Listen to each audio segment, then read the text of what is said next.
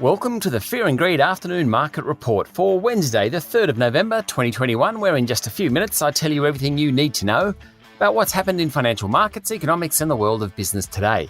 I'm Sean Aylmer. The S&P ASX 200 rose almost 1% today to finish at 7,392 points. After Wall Street again hit a new high, the local market was at one point heading towards 7,430 points, but then it fell back a bit during afternoon trading.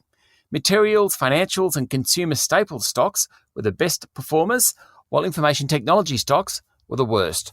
Among the large caps, James Hardie Industries was up 3.6%, Fortescue Metals was up 3.1%, ASX Limited was almost 3% higher, and ANZ Bank and Fisher & Paykel Healthcare were both up 2%.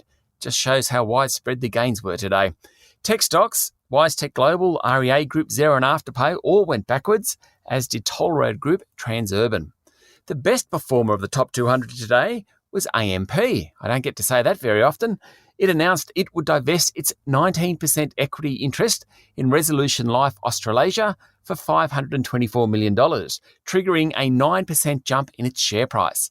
Several of the lithium miners also did well. Orocobre, Pilbara Minerals and Mineral Resources all jumped sharply, while Whitehaven Coal regained some of its losses from previous sessions. The share price of payment solutions group Tyro Payments, which is chaired by former Telstra boss David Thodey, fell more than 15% today, the day of its AGM. Mr. Thodey said the vast majority of claims relating to outages in January that prevented the use of its payments terminals had been settled, but that wasn't enough for investors. The company also failed to provide profit guidance. All that triggered the big drop in share price, which at one point was down almost 22%. In other corporate news, Telstra said it had renewed its contract with the Australian Department of Defence, signing a 5-year deal worth over $1 billion to provide tech solutions. Its share price was flat.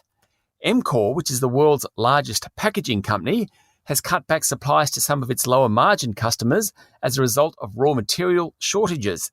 Its share price was up just slightly.